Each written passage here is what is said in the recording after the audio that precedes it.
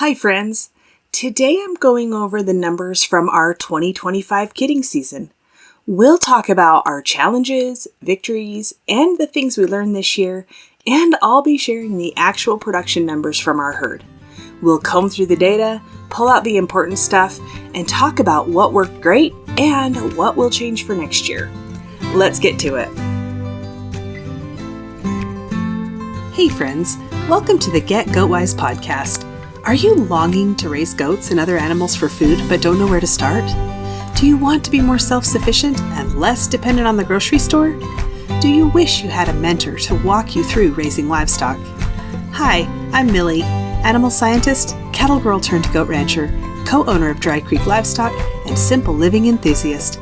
For 15 years, I've been on a mission to raise all of our own meat, eggs, and dairy. Here, we'll talk about raising goats and other homestead livestock, how to create sustainable animal management systems that actually work, and a bit of off-grid life with kids and livestock. If you're ready to take control of your food supply, raise livestock with confidence, and provide your family with the most nourishing meat, eggs, and dairy available, you're in the right place. Kick off your muck boots, pour a cup of coffee, and let's talk livestock. Hey there. Here's what's happening on the ranch. The does and kids are back on pasture and move daily inside electric netting. In the big sorting session, we sorted off 30 does to sell. 15 of those have kids on them, so we're offering the kids for sale right along with the does. It's pretty much a tried and true meat goat herd ready to go. They're grazing our pasture in town, but we'll bring them back soon, and hopefully they'll find their new home within a couple weeks. Tuesday, Darcy's extra show goat went to the sale barn. We were feeding out a steer and heifer for our neighbor for beef, and those went to the butcher Thursday, along with the extra 4-H hog, so we're pretty much finished up with butcher dates for the year. The barn is quiet. Too quiet, really. It's always kind of strange and sad when the 4-H animals are gone. The pens are empty, the dust settles, and the cleanup starts. But once we get into our new routine without all the 4-H chores, we'll tidy up the barn and start making plans for next year. The kids are starting back to school. We homeschool, so we ease into it, adding subjects as we're ready, and getting to our full schedule sometime in September. Typically, we school 6 days a week through the winter when it's not fun to be outside for very long. That way, we're finished up with our school year by the 1st of May, and the kids are free to enjoy the nicer weather. It's finally time to do the 2025 Commercial Meat Goat Kidding Report. This will just be for meat goats. Dairy does are not included in these numbers. So here we go. Bucks went in on January 3rd, so the does were due to start kidding on June 2nd based on a 150-day gestation. The first kid was born on May 27th, and 3 days later, on May 30th, things started to pick up with 3 does kidding that day. For the rest of the season, it was pretty consistent with 2 to 6 does kidding every day through June 22nd, which was still in the first heat, meaning all of the does that kidded up to that point had bred up in their first heat cycle once the buck was put in. In the second heat cycle, we had 2 does kid on June 26th, barely outside of the first heat, and 1 Spanish doe had triplets on July 9th. Does exposed to breeding. From my cattle background, I like to use this number for calculations because it's a more honest representation of what's happening in our herd. Our expenses for does that don't breed up have to be carried by those that do have kids, and calculating this way shows that. At weaning this year, I plan to calculate pounds of kid weaned per pound of doe, and that will be calculated just for the does that kidded, and actually it'll just be the does we have because we're selling some. It's meant to be an indicator of individual and breed productivity, putting a number to the pounds of kid weaned compared to the amount of feed a doe or breed of does consumes. That's extrapolated a bit based on percentage of body weight that they consume in feed. I'm excited to see how that one comes out, realizing it will be swayed this year by the dry year we've had. the kids are probably going to be smaller at weaning, and the does will be thinner just because feed is a little more sparse than usual. Anyway, we're always learning and trying new things, and that will be a fun number to look at when we get that data collected. All right, back to number of does exposed to breeding. We had 87 does exposed to breeding, 48 Boer does, and 39 Spanish does. Of those does, 16 were first-time kidders, 15 Boer, and 1 Spanish. So that's 31% of the Boer does and 3% of the Spanish does, and that's 18% across the whole group as first-time kidders. That's a pretty good number. We'd aim for 15 to 20% in all the goats to replace death loss and older does that are culled from the herd. It was high in the Boer herd because the doe kids were exceptional and we were growing that herd. There was only 1 Spanish.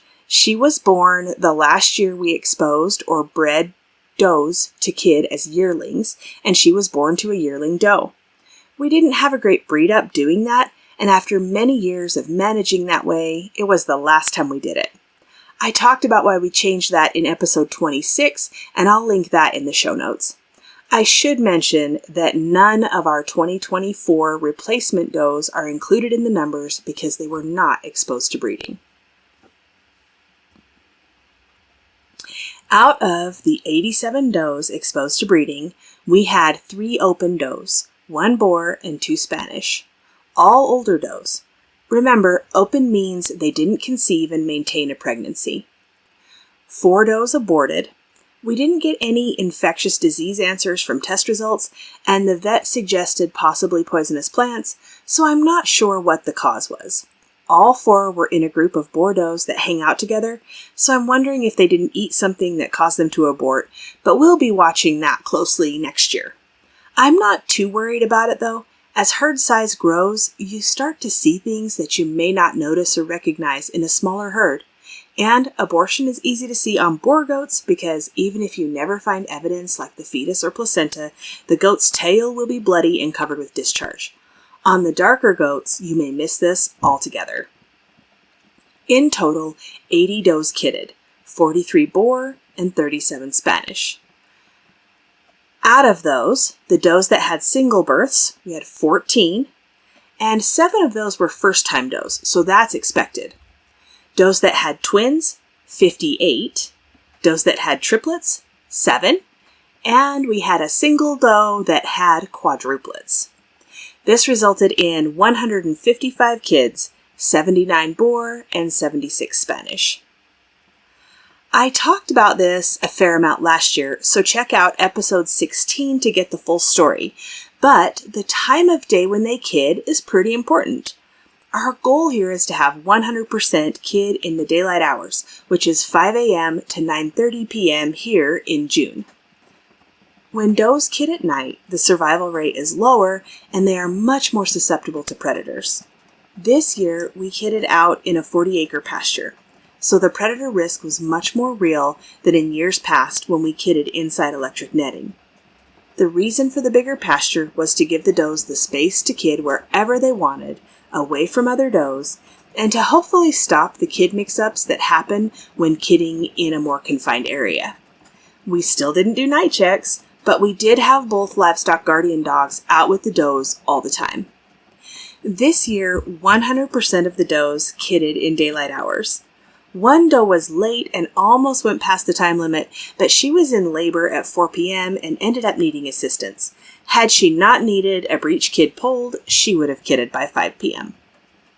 So, 63% of does kidded between 5 a.m. and 2 p.m., 37% kidded between 2 p.m. and 9:30 p.m. We had a lot kid between 2 and 3 p.m., which is also a really great time. I know this might seem a little ridiculous, but it really is important. We're building a herd that is as low maintenance as possible, and if they will kid during daylight hours, the survival rate of their kids is much higher. And I know I mentioned this last year, but not doing night checks is important for rancher survival too. It's hard to be at the top of your game when you're sleep deprived and exhausted. That's when mistakes happen, which can potentially cost the lives of does or their babies. So, It's better for the animals and the humans if we leave them alone at night and do our best to get a decent night of sleep while the guard dogs do their job. Assists. That's when we help the doe get the kid or kids out. There can be lots of reasons for this, but most often malpresentation or simply a doe that is too small with a kid that is too big.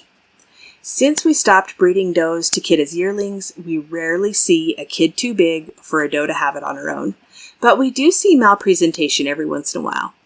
This year we had 5 assists, 4 in the Boer goats and 1 in the Spanish.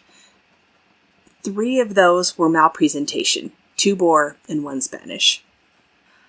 Our death loss, we would expect 15% average non-predator death loss. For us this year, our total was 12%. We lost 18 kids, 8 Boer and 10 Spanish. 5 of those were due to malpresentation or difficult birth, 2 in the Boers, 3 in the Spanish. We had 2 kids suffocate in the birth sac, 1 Boer and 1 Spanish. And the Spanish one was a quad, so that doe had her hands full. We had 3 goats that were laid on and died, 1 Boer and 2 Spanish, and again, 1 of those was a quad. Our biggest loss overall was in the bottle babies, and I believe I talked about this a little bit in another episode. We lost 4 Boer and 4 Spanish goat kids for a total of 8 in the bottle baby pen. The bottle baby loss was sad and shocking, and it really sways the numbers, but we learned some things. Best I can tell, silent pneumonia came in with some other critters, and I unknowingly put the bottle babies in the same pen. Once one got sick, they were all dead within a few days. I treated the last few, but it was just too late to save them. So I'll be looking at other options for bottle babies, and most importantly, making sure they're going into a pen that has been sanitized and unoccupied. On the bright side, we didn't have any loss from heat or does overfeeding kids like we did last year, so that was great. In 2024, we lost 4 kids to heat and 4 to overfeeding. We did have what I suspect is a predator death loss this year, but I don't have any evidence to prove it. We had a set of triplets, and the mom was doing great taking care of them. She was working her way toward water with all 3 babies the last time I saw them. I had to go do farmer's market, and the next morning, one of her triplets that was tiny was missing without a trace. We've been looking for some evidence of him since then, but haven't found anything. About the time those triplets were born, the eagles were making regular flybys, and my suspicion is that an eagle picked the little guy up and had him for a snack. So I'm going to count him as predator death loss for the first time in all of our years of raising goats. The last number is % kid crop weaned. This is calculated from the number of live kids at weaning divided by the number of does exposed to breeding, which is a true representation of productivity. We haven't weaned them yet, and if we have any losses between now and weaning, I'll update these numbers. Our goals are 125% for first-time does and 175% for mature does, with an overall goal of 150%. They're both lofty goals and maybe even a bit unrealistic, but we aim for them anyway. This is a lot of numbers, so hang in there with me. Mature Boer does, 170%. First-time Boer does, 100%. Mature Spanish does, 171%. First-time Spanish, 100%. All Boers together, 148%. All Spanish together, 167%. All of the mature does, Boer and Spanish together, 170%. And all the first-time does, Boer and Spanish together, 100%. That gives us an overall weaned kid crop of 157%. We didn't quite hit our goal with the first-time does, but the mature does made up for it, and we exceeded the overall goal. This is always fun to look at, and just glancing through the records, I felt like the Spanish does had easily outperformed the Boer does. When you dig a little deeper and break things out, The lower boar percentages are explained by the higher number of first-time boar does. When you look at the mature boar versus Spanish, their numbers are almost the same. This makes my calculation I'll do at weaning even more important. It will be very interesting to know how many pounds of kid are produced by each pound of dough, which will then tell me how many pounds of feed go into growing a pound of kid. So fun, and I'm looking forward to that. Other factors are management issues. We only set up 3 pens in the barn during kidding, and nearly every time we brought does in, they were boar does, except for once when we had a Spanish kid mix-up and claiming issue, which wasn't the doe's fault, but we brought them in to help them mother back up. On a very positive side, mothering issues were very limited, and I think we only suckled 1 kid on a first-time boar doe. It's pretty neat to be able to say we only had to suckle 1 kid, we didn't get up at night, and the does did their jobs. We truly are on track for a low-maintenance, highly productive goat herd, and it won't be long before we'll have breeding stock available. For next year, I'll be keeping better records on which does needed more attention and brought in the barn, but otherwise I wouldn't change much. Pasture kidding was a little intimidating at first and turned out fantastic. We'll be doing that again. It was interesting to see where the does went off to kid. A lot of the Spanish does went up in the sagebrush, while the boar does seemed to prefer a grassy spot in most cases. I hope this episode gives you an insider look into our kidding season and numbers and some things to consider when recording information on your own herd. If you have any questions, come on over to the community and start a conversation. That's at getgoatwise.com/community. See you next week. Hey there. Thanks for listening today. I'm so glad you're here.